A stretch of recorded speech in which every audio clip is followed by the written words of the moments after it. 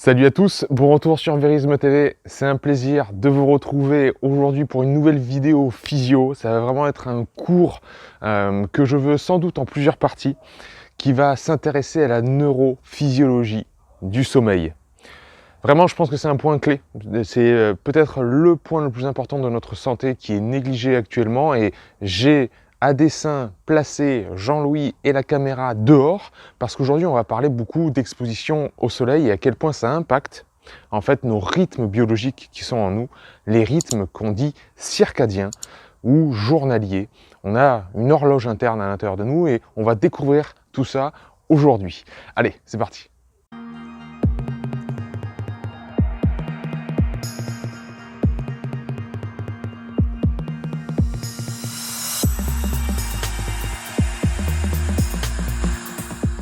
Le point clé qu'il va falloir retenir dans cette vidéo pour ce premier cours, c'est la différenciation entre un déclencheur et une force qui s'exprime en nous. Parce que les deux de nos jours sont amalgamés et confondus. Le plus grand déclencheur, celui qui est le plus puissant, en tout cas pour notre horloge interne, pour tous ces rythmes qui sont propres à nous, animaux diurnes, c'est-à-dire les animaux qui vivent le jour et dorment la nuit, ces rythmes-là, le plus gros déclencheur, c'est la lumière, et en particulier la lumière du soleil. La nourriture, l'exercice physique, l'exposition au chaud et au froid, la variation de température, la variation de tout un tas de choses, ce sont aussi des déclencheurs, mais beaucoup moins puissants. Ce n'est pas eux qui sont la plus grosse gâchette, en fait, pour mettre en branle tous les processus du corps dans cette horloge interne. Donc, il faut vraiment prendre conscience de comment la lumière du soleil nous impacte. Tout d'abord, déclencheur lumière et force en second. Et ces forces-là, on pourrait dire aptitude ou adaptation en fait du corps à l'environnement. Et derrière ce terme-là d'adaptation, il y a évidemment nos hormones, les messagers chimiques du corps, nos neurotransmetteurs. Mais il y a aussi une autre molécule qu'on appelle l'adénosine. L'adénosine j'ai écrit force 1, en fait, elle va s'accumuler tout au long de la journée, à partir du moment où vous vous réveillez. Et elle s'accumule en vous aussi longtemps que vous êtes éveillé. Donc elle s'accumule en nous, et arrivée à un certain point, elle va nous donner sommeil. C'est elle qui va se fixer sur les récepteurs à adénosine dans notre système nerveux, et qui va nous donner l'envie d'aller nous coucher, nous faire somnoler, nous faire fatiguer, nous mettre en mode un petit peu malade, comme quand on est grippé, qu'on est malade, on est comme quand on a envie de vraiment dormir. Le corps veut nous mettre au repos. C'est pour ça que si vous buvez du café, la caféine se fixe sur les récepteurs de l'adénosine et fait en sorte que vous ne sentez pas la fatigue. Mais pourtant, le besoin de se reposer est quand même là. C'est l'effet pernicieux d'un stimulant. Il va cacher, il va mettre dans le brouillard le besoin de se reposer. Donc, je ne suis pas là pour vous dire de faire une chose ou une autre, de vous interdire de boire du café ou de vous encourager. Je suis simplement là pour vous expliquer le principe physiologique qu'il y a derrière cela et vous donner toutes les clés en main pour que vous puissiez prendre les bons choix. Ça va créer cette adénosine qui s'accumule et s'accumule et s'accumule jusqu'au soir, une faim de sommeil. Comme les disent les Américains, sleep hunger, une faim de besoin d'aller faire dodo. Donc l'adénosine est extrêmement importante et ça nous fait prendre conscience de qu'est-ce qui pourrait bloquer cette adénosine-là, notamment un excitant comme la caféine. La force numéro 2, elle est vraiment circadienne et on va parler justement d'hormones cette fois-ci. Au lever du jour, donc entre 6 et 9 heures, généralement, c'est là où le soleil se lève selon où vous êtes placé sur la planète. Entre 6 et 9 heures, normalement, on a cette hormone qui est sécrétée par les glandes surrénales, qui s'appelle le cortisol, et qui est une hormone anti-inflammatoire, régulatrice de la glycémie sanguine, donc c'est-à-dire régulatrice du sucre qu'il y a dans le sang, à disposition dans le sang. Et ça connaît, la sécrétion de cortisol par les glandes surrénales connaît une acrophase, c'est-à-dire une phase de maximum, sécrété maximum, le matin au lever du jour. C'est extrêmement important qu'il y ait cette phase le matin d'un seul coup, d'une seule pulsation, et non pas des variations tout au long de la journée, comme on peut l'exprimer de nos jours à cause du stress chronique, à cause de l'anxiété, à cause des agents stressants qui sont trop souvent là, de manière mentale ou physique, tout au long de la journée et qui perturbent en fait cette horloge circadienne. Le cortisol, en réponse à la lumière du soleil, déclenche le chronomètre, il donne le top, d'environ 12 à 14 heures. C'est-à-dire ça lance le chrono pour notre horloge interne qui va commencer à se réveiller et à avoir des cycles qui vont perdurer. Jusqu'au moment où, arrivé dans fin d'après-midi et le soir, normalement le cortisol retombe, ce qui laisse place à la mélatonine. Et la mélatonine qui est sécrétée par la glande pinéale qui est représentée ici dans le cerveau, la mélatonine c'est l'hormone du sommeil. Elle est antioxydante, elle permet la régénération, elle nous fait aller nous coucher également. C'est elle qui est vraiment l'hormone associée au sommeil. Le problème c'est qu'elle sera inhibée par un état d'inflammation si le cortisol est élevé. Donc il y a vraiment un jeu entre le cortisol et la mélatonine, et ça on voit bien que c'est une boucle, c'est un cycle où le cortisol doit s'abaisser, la mélatonine doit augmenter tout au long du déroulement de la journée. Alors comment ça se passe? Eh bien, comment la lumière en fait du soleil impacte notre physiologie, c'est très intéressant en fait de remarquer ça au niveau de l'œil en fait. J'avais fait une vidéo sur la vision et sur l'œil en particulier que je vous conseille d'aller voir. Et cette physiologie-là, elle nous renseigne que au niveau de la rétine, dans le bas surtout de l'œil, il y a certains types de neurones, des neurones ganglionnaires mélanopsines. Et ces neurones ganglionnaires mélanopsines, on en avait déjà parlé dans cette vidéo qui est déjà sur Verisme TV. Mais en fait, c'est ces neurones-là qui sont très particuliers, il n'y en a qu'un certain pourcentage, si je ne dis pas de bêtises, il n'y en a que 5% environ, c'est eux qui vont avoir un lien, qui vont capter la lumière du soleil et qui vont avoir un lien directement avec le noyau suprachiasmatique qui est au niveau de l'hypothalamus dans le cerveau. Et ce noyau suprachiasmatique, c'est vraiment lui l'horloger. Si on parle d'horloge interne dans le corps, lui c'est l'horloger. C'est vraiment un noyau dans le cerveau qui va dire à tout le corps, il fait jour ou il fait nuit. Il faut qu'on s'active ou il faut qu'on aille se coucher.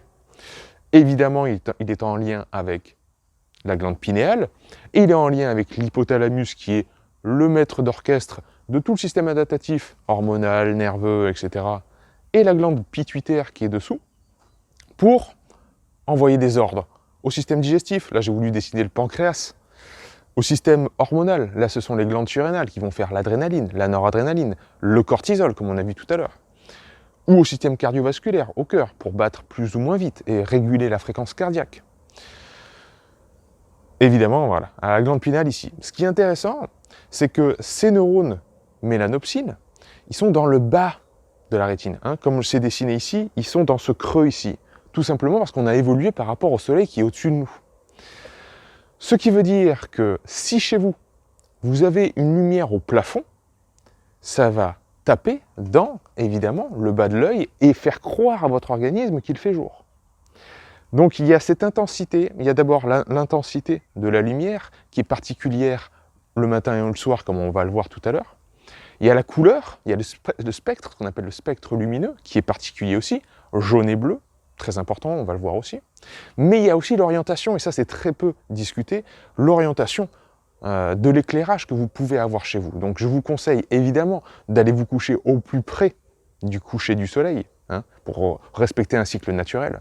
Mais si vous éclairez chez vous, préférez une lampe de chevet, une petite lampe à hauteur sous vos yeux ou à hauteur sur une table, voire des bougies. Alors faites attention avec le feu, évidemment, on est tous intelligents, on ne va pas ne brûler rien et faites attention à votre foyer. Mais l'orientation de la lumière est un facteur à prendre en compte. Donc dans les conseils, j'avais marqué voir le lever de soleil dehors. Si vous voulez rattraper un cycle circadien qui est déréglé, vous avez du mal à retrouver le sommeil.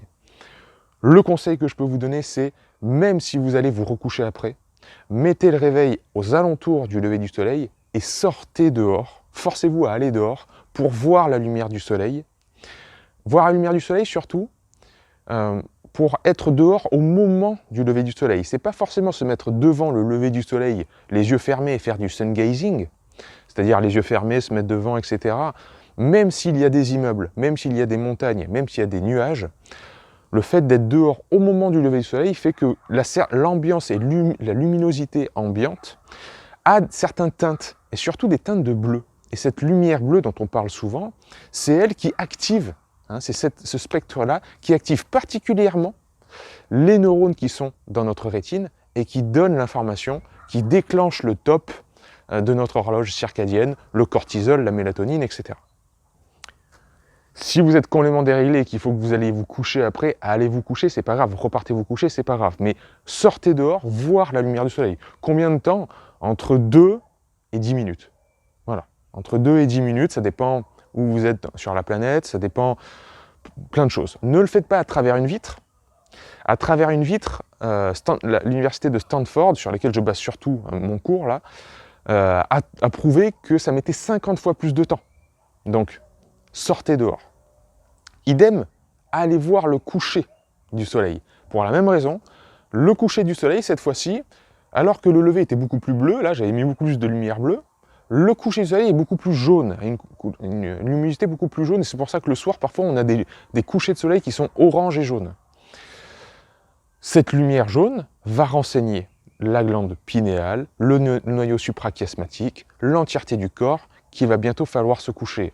Et bonne nouvelle pour les travailleurs de nuit, bonne nouvelle pour ceux qui aiment traîner tard le soir devant des écrans, c'est pas ce que je vous recommande, vous le savez bien. Mais si vous voyez le coucher du soleil, si vous êtes dehors en tout cas au moment du coucher du soleil, les études prouvent que ça inhibe certains mauvais effets d'un éclairage le tard le soir. C'est-à-dire que si vous êtes dehors le soir, ça va vous permettre d'avoir quand même un sommeil qualitatif et de trouver le sommeil, l'endormissement, même si vous rentrez chez vous, vous allumez les lumières, vous avez un plafonnier, vous jouez aux jeux vidéo sur écran, vous regardez votre smartphone jusqu'avant vous coucher, ben, les effets négatifs de tout ça seront diminués parce que vous avez vu le coucher du soleil. Évitez les lumières intenses, c'est clair que le spectre lumineux c'est intéressant, la localité c'est intéressant, mais l'intensité également, la lumière, est à réguler. Donc après 20 heures, on diminue, on enlève le plafonnier, on met une petite lumière. Attention aux lumières bleues, comme j'ai dit, donc les écrans, maintenant il y a des filtres dans les logiciels pour ordinateur, mais le smartphone aussi. Maintenant il y a des lunettes qu'on met pour bloquer la lumière bleue. C'est vrai que ces neurones-là, dans notre rétine, réagissent plus à la lumière bleue qui est celle du lever du jour. Et au plafond, comme j'ai dit, attention au plafonnier, attention à la lumière qui vient d'en haut. Donc avancer ou repousser sa phase d'endormissement, comme je l'ai dit, c'est par rapport au lever ou au coucher du soleil. Si vous avez du mal à trouver une phase d'endormissement qui est plus tôt, si vous voulez vous coucher plus tôt, forcez-vous à vous lever plus tôt, voire forcez-vous à allumer la lumière, à mettre un timer sur votre lumière dans votre chambre, 45 minutes, une demi-heure, 45 minutes, avant votre réveil habituel. Parce que ça, même à travers la paupière, ça va informer le corps que le jour vient de se lever. Et ça enclenche votre horloge. Et vous faites stratégie inverse si c'est plutôt, bon, c'est rarement le cas, mais si vous vous endormez trop tôt. Bon, on peut faire avancer ou repousser notre phase d'endormissement grâce à cette stratégie-là. Et puis, à ne pas négliger les facteurs secondaires, évidemment, le timing des repas et les exercices. Là encore, je vais me répéter, je l'ai souvent dit sur cette chaîne, mais trop de sport et trop d'intensité tard le soir va mettre dans votre corps trop d'adrénaline et de cortisol circulant. Et là, vous voyez bien que la mélatonine ne trouvera pas sa place s'il y a du cortisol. Si vous créez trop d'inflammation par le sport. Idem, si vous mangez trop tard, la mélatonine, elle est sécrétée 2 à 3 heures, voire plus, avant l'endormissement habituel. Donc ça veut dire qu'avant de vous endormir habituellement, si vous vous endormez vers 22 heures, et bien dès 19 heures, il commence à y avoir de la mélatonine qui est sécrétée. Et la mélatonine, elle parle à tout le corps. Et on s'est rendu compte qu'il y a des récepteurs à la mélatonine au niveau du pancréas, donc au niveau de notre système digestif. Ça veut dire que à 19 heures, si vous couchez habituellement à 22 heures, à 19 heures, déjà vos organes digestifs, ils sont en train de se mettre en mode dodo. Vous ne serez pas dans les meilleures conditions pour manger, digérer, assimiler, avoir les bonnes enzymes. Et tout ça, ça dérégule la gestion de la glycémie sanguine, ce qui peut dérégler plein de choses en vous, de manière vraiment sur le long terme évidemment, mais de manière hormonale, nerveuse, prise de poids, anxiété, dépression, et ne pas trouver le sommeil également. Donc voilà, évidemment ces facteurs secondaires pour notre horloge interne sont importants à prendre en compte, mais vraiment le sujet de ce premier cours, c'était sur l'importance de la lumière, au niveau du timing, quand est-ce que vous le voyez, le matin et le soir, au niveau du spectre lumineux, la lumière bleue, la lumière jaune, qu'il y a dans votre foyer, au niveau de la localité, au-dessus de vous, le plafonnier, etc. La petite lampe de chevet ou la bougie sera beaucoup plus adaptée le soir. Voilà chers amis, j'espère que ces explications physiologiques vous pousseront à avoir une discipline beaucoup plus intelligente et pertinente pour réguler vraiment ce premier facteur de santé qui est pour moi le plus important. Allez, à bientôt pour une prochaine vidéo. Ciao.